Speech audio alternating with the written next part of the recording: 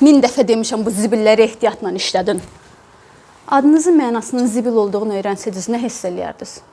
Yaxşı, bəs indiyə qədər yaşadığınız yerin əslində zibilli olduğunu bilsəydiniz? Bu kitabda cəmi 2 obraz var.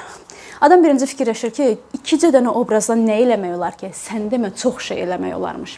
Elə bilirsən ki, müəllif oxucunun təxəyyülünün sərhəddini yoxlayır. Görəsən, oxucu Babaqu obrazın tiran, qəddar, hər şeyi idarə eləmək istəyən dəli bir obraz kimi görəcək, yoxsa yazıq, itirmək qorxusu olan ata gözündə görəcək.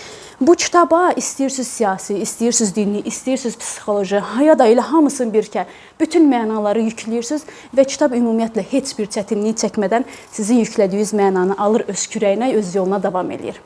Bu kitab zibillikdə yaşayan Landfill və Babaqunun hekayəsidir.